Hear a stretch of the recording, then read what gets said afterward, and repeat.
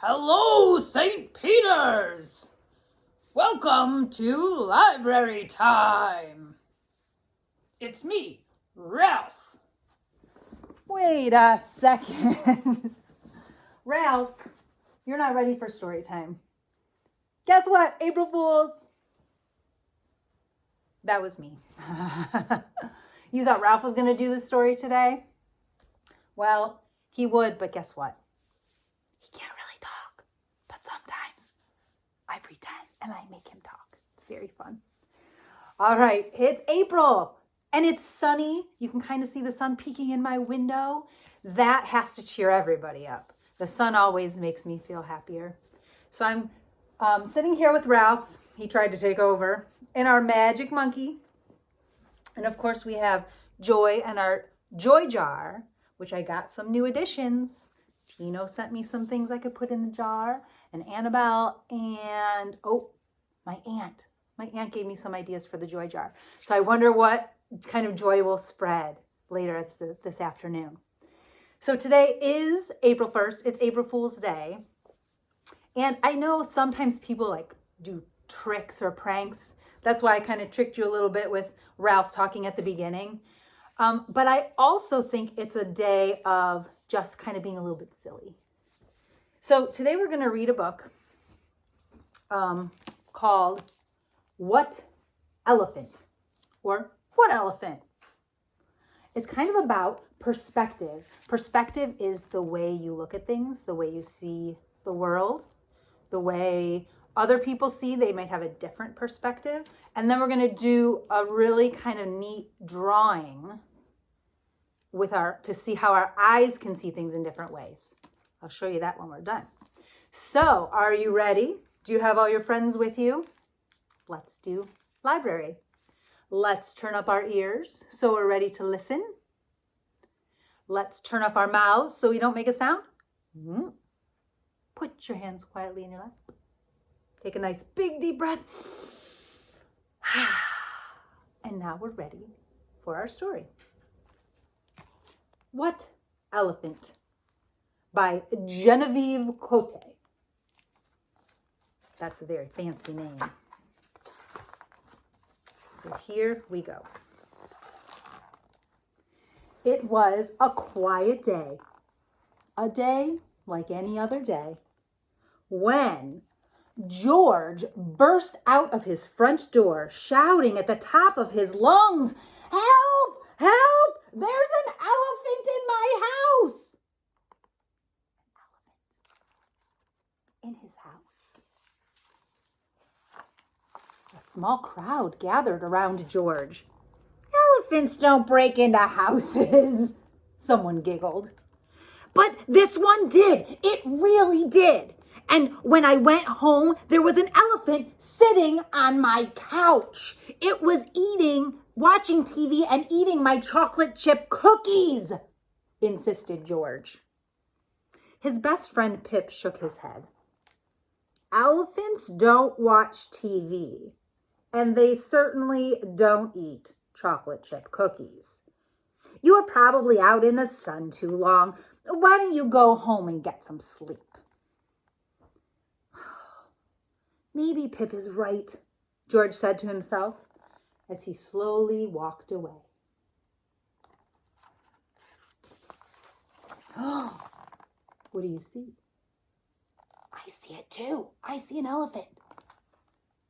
But the minute he set foot in his house, George heard loud snores coming from his bedroom. An elephant was sprawled across his bed.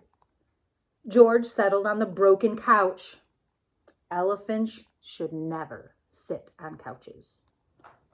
And since the elephant had blown its very large nose on every single one of his bed sheets, George covered himself with old newspapers. "I'll go to sleep, and surely, when I wake up, everything will be quite normal," he thought as he closed his eyes. So now he's thinking maybe he's just seeing things. Maybe it's not really happening. He's taking a little rest. But when George awoke the next morning, the couch was floating on a sea of soapy water. Oh my goodness. George heard loud splashing coming from the bathroom. The elephant was in the shower. Elephants should never linger in showers. He's flooding the whole place. When will I wake up from this very strange dream? George wondered as he fished out his prized collection of teapots. See the teapots floating? It does kind of seem like a dream, doesn't it? Do you think he's dreaming? Or do you think the elephant is there? By the time he had mopped the floor, George was very hungry. But when he opened the kitchen cupboards, there was nothing but crumbs. All the cookies and peanut butter, all the bread and bananas and milk were gone. George heard a loud burp coming from the dining room. Elephants should never eat cookies for breakfast. This must be the longest dream in the whole world, sighed George as he walked to the grocery store. Do you still think he's dreaming? I mean, he does have to go to the store because all his food is gone. So maybe the elephant is there. Let's find out. But when George came back, the elephant was still there. It was sitting on George's broken couch, reading George's newspaper and wearing George's dressing gown. Elephants can't read, said George. This isn't really happening. So he's trying to convince himself that the elephant isn't real. I don't know, I'm kind of starting to think that maybe he is real. But day after day, the elephant remained. And George just stepped around it. And he stayed home and kept to himself.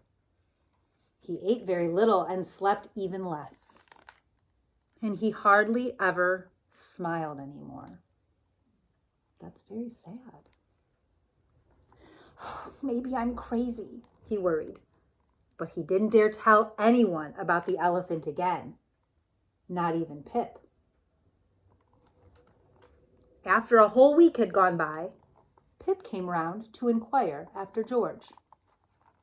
Inquire, that's a big word. That is another word that means to ask. So he was worried, so he wanted to come ask him if he was okay. You don't seem like yourself, he said. I hope you aren't seeing elephants again. George pretended to laugh. Elephants? No, of course not. Why? Elephants don't live in houses. They don't sleep in beds or eat chocolate chip cookies. And they certainly don't read newspapers. No, I just needed some sleep, like you said. So you see, that's why he's worried about telling his friend, because he doesn't want his friend to think that he's seeing things. But when they walked into the garden, Pip suddenly paled. That means he got kind of white in his face. George, are you sure you don't see elephants anymore? Maybe he can tell that something is wrong with me, thought George. So he answered, oh, not even the faintest shadow of an elephant's tail. Oh no, thought Pip. Then I'm going mad. For he could see, right there in the middle of the garden, a large elephant, shiny with suntan lotion. He felt too embarrassed to tell George. So now they can both see the elephant. Now that Pip has seen it, he believes it. But they won't talk about it anymore because they think the other one is going to think they're crazy if they admit to seeing this elephant. How are they going to solve this problem? So George and Pip chatted about the weather. Neither of them mentioned the overpowering scent of coconut oil. Do you know where that smell comes from? The suntan lotion. At least the elephant is protecting his skin from the sun. It's very clever of him. A little later, when their friend Maggie came by, she stopped in her tracks. Is that an elephant lounging in the flower bed? She wondered. But Pip and George didn't seem to notice anything strange. This is crazy, thought Maggie. I'm seeing things. Maybe I've been out in the sun too long. Determined not to talk about the sunbathing elephant, Maggie sat in the shade and just stared at her lemonade. So now they're all ignoring the elephant. It was such a fine day that many more friends and neighbors stopped by, but each in turn fell silent, struck by the same terrible thought. I must be mad, crazy, nuts, out of my mind.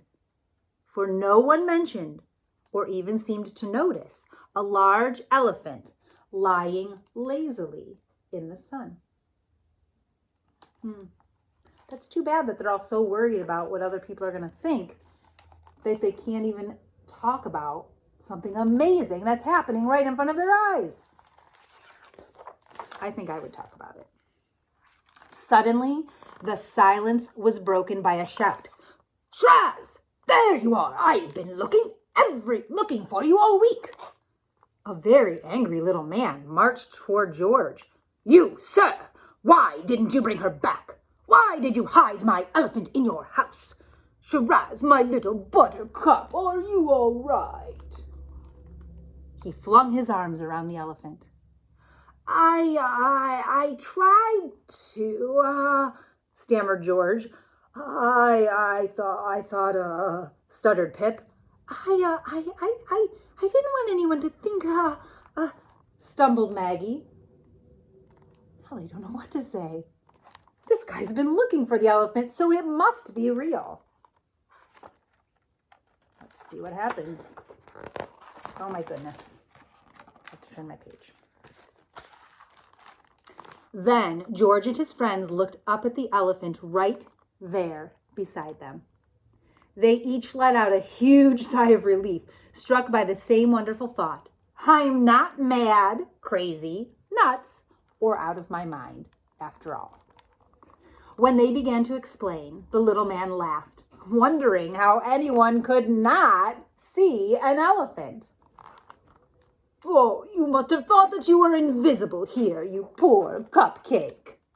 Hugging the elephant, he said to the crowd, She ran away because the circus hired a new talent, and my Shiraz wants to be the only star.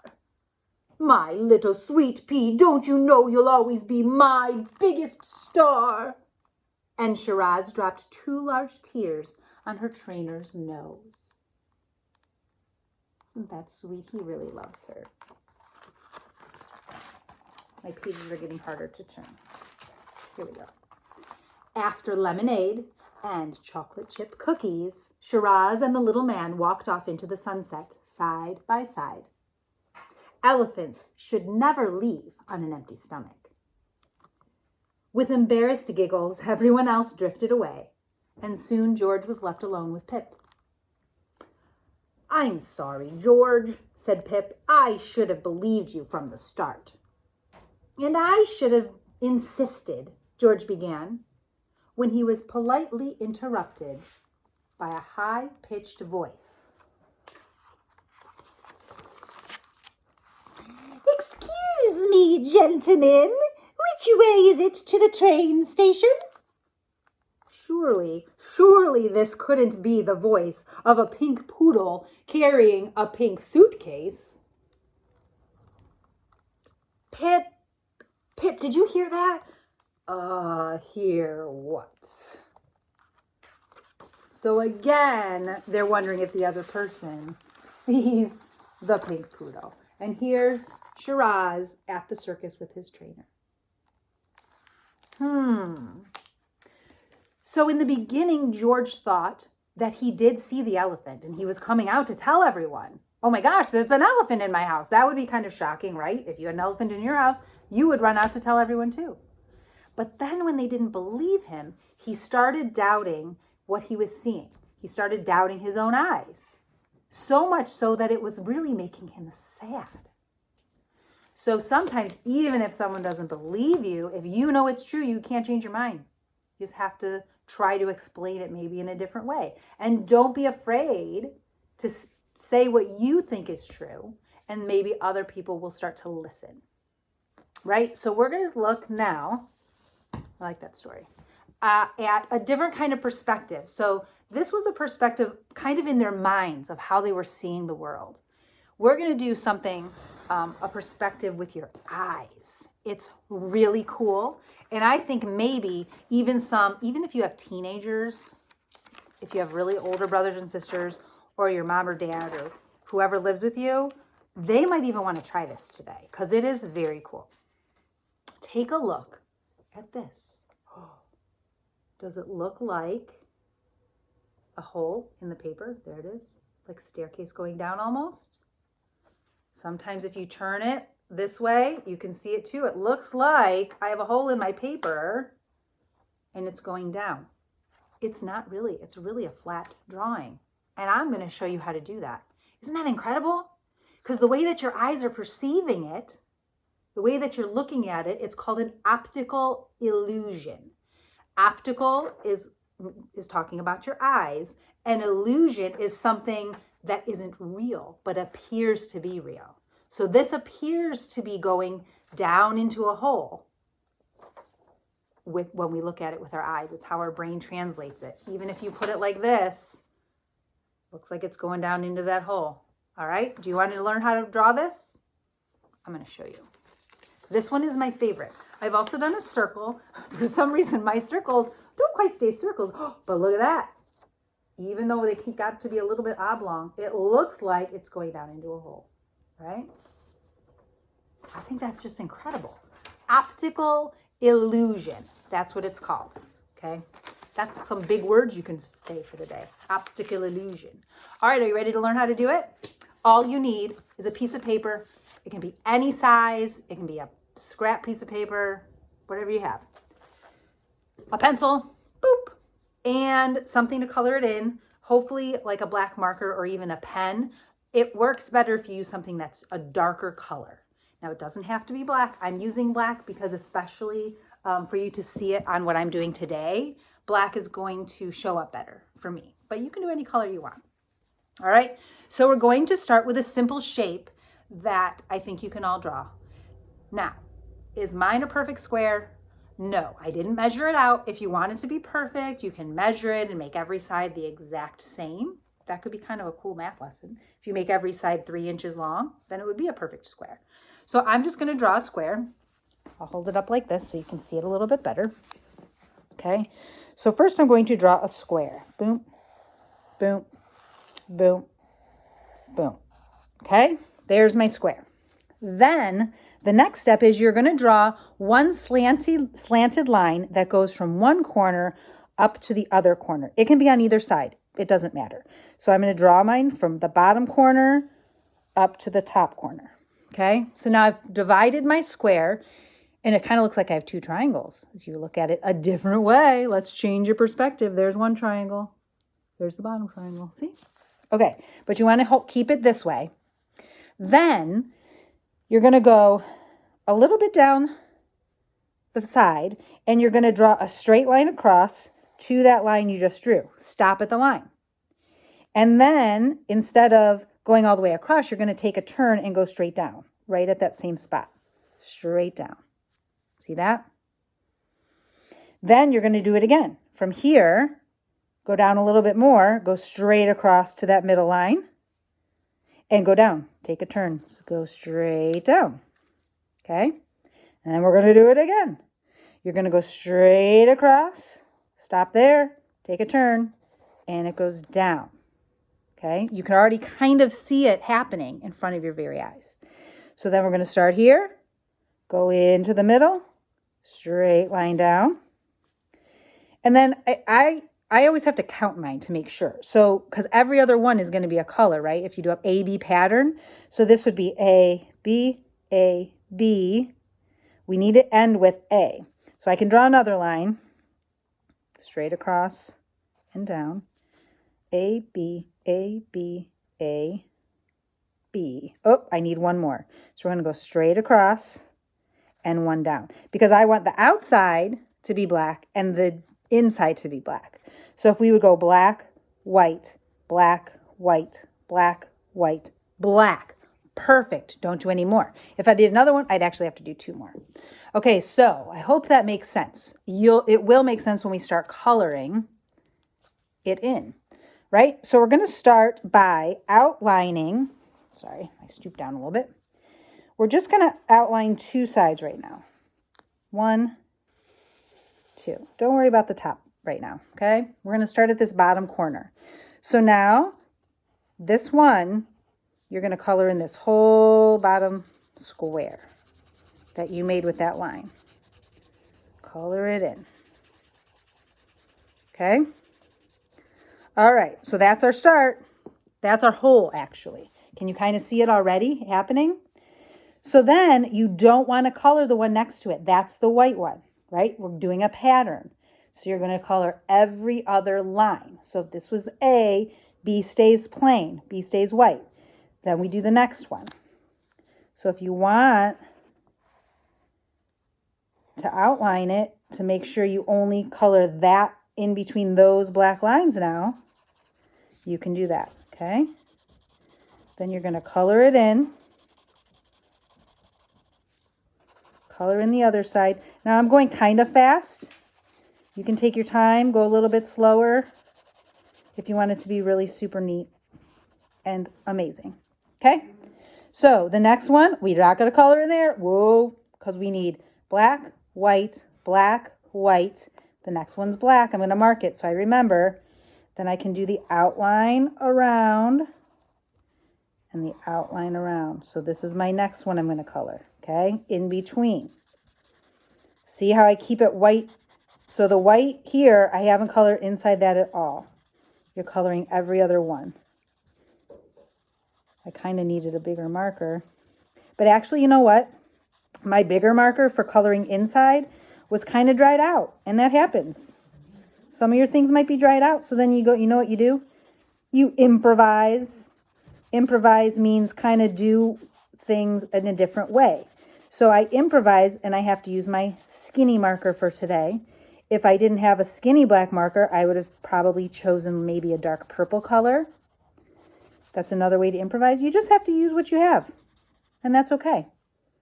Okay, so we have black, white, black, white, black, white, and oh, hooray, our top one is black. Remember, I told you the top needs to be black. So let's outline this one, or whatever color you're using. The top one and the bottom one need to be the colors in order to make this trick work.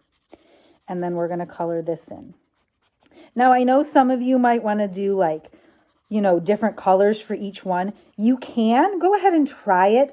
I don't know if the illusion, the optical illusion will work quite as well if you are using different colors, because then your eye is going to start picking up the colors instead of looking at the whole picture and seeing the difference between the dark and the light. And that's what makes it an optical illusion. When you have the dark and the light in certain ways, in certain patterns, that's when your eyes get tricked a little bit, like an April Fool's trick. But this is really kind of an amazing one, I think. I don't like mean tricks. They kind of make me sad.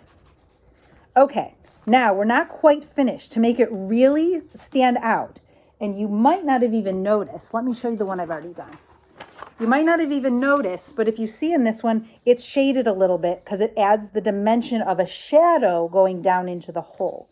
See how this side is shaded. So I'm going to show you how we're going to do that. See, this one's not shaded yet. This is where your pencil comes in. So take your pencil and remember this line here. See how we have this line coming up? You're only going to do it on the bottom side of each one, inside the white. So on the white, you're going to take your pencil and you're just going to shade it in. It doesn't even have, you can go into the black because it's a black marker, so you won't see the pencil on there. You're just going to shade it in like that.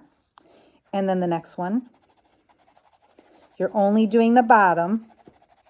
So I'm kind of going fast and like, I don't have my pencil this way because then it would take a really long time. I have it kind of on the flat edge. So I have it flat against my paper, going like this. And then one more. Now, I just learned this as well when I was learning how to draw this for you guys. Look what else I learned. See, I'm learning just as much as you guys when we do these things. Then all you do is take your finger, and now you're going to have to wash your hands when you're done, but it's not too messy. You're going to rub this pencil at the top because it makes it blend a little bit more. And you're going to rub the second one, the middle one. Okay? Don't rub the bottom one because that one should be the darkest. Because if you look down a hole, the further down inside a hole that you look, the darker it gets, right? So at the top of the hole, there's usually still some light shining down. So that one maybe you rub twice. And the middle one you just rub once. So that way it's lighter and then it gets darker and darker as you get into the hole.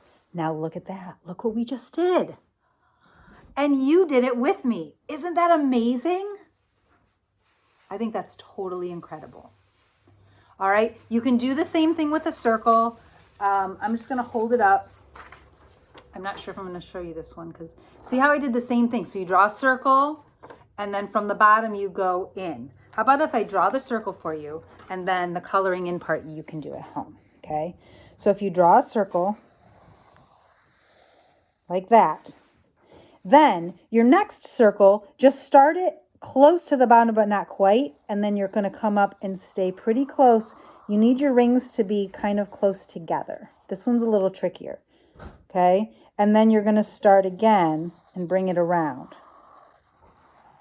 just like that. And then the same thing where you're always ending at the bottom. The bottom is where you're closing it down, okay?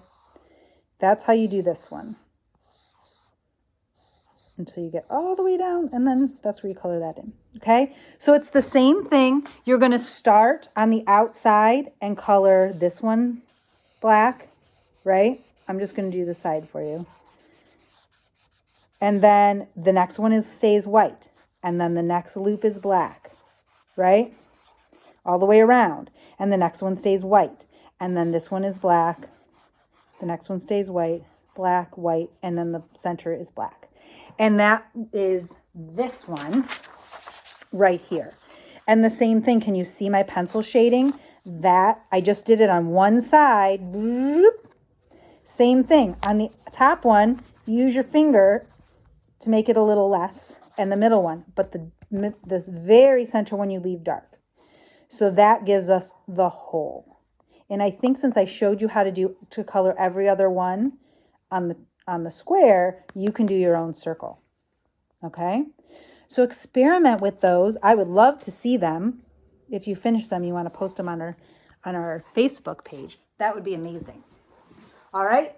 I hope you learned something new. I hope you saw how perspective can change. Right? And just like George, well, I hope not like George. In the end, he figured out how to be able to believe what he sees and stick to the truth, right? We don't want to be sad. We want to be happy. All right, it's time for spreading some joy. You ready, Joy? Here she is. Okay, I've got my jar. Boop. She's going to sit over there. She's going to sit there with Ralph. Okay. What do you think it's going to be today? I'm excited. These always make me feel happy. Just split around. Pick one up. Oh, wait, we already did that one. We actually did that one yesterday. So even though we can do them again, we'll do them again after we do a few more. Let's see what I got today. Ooh, here's this one is an idea from my Aunt Mo. Huh, look at that. It says, send a card to a helper. So do you know any helpers? Guess what? It doesn't even matter. I bet you do. But first of all, even if you don't know, you can send a card to the fire station or the police station. You could send a card to the hospital. Do you know how much that would make them smile? The doctors and nurses that are working so many hours all the time right now, if you sent a card that just said thank you or a picture, it would mean the world. Even if they don't know you, if they know that we are out here appreciating them and all of the work that they're doing, that would really brighten their day. We can spread some joy. I'm going to send a card to a helper, and I hope you send a card to a helper. So thanks to Aunt Mo for that suggestion. I'm going to put it back in the joy jar with all my other ideas. Remember, send me some ideas of how to spread joy, and I will add them in there. And one day, I'm sure I will choose yours. Okay? So make your perspective pictures, send a card to a helper. Maybe I'm looking outside and the sun is coming out. It's a little chilly today, so make sure you put on a sweatshirt and a jacket. But go outside and play a little bit, just in your yard. It'll be great. I think maybe I will go outside and read a little bit in the sun because I love to get some sun. So have a great April Fool's Day, April 1st. Here we go. And I hope that you tune in on Friday. Who knows what Friday will bring? Surprises for sure. All right, everyone. I had fun teaching you something new today. I hope you had fun learning it. Until next time, be kind to each other.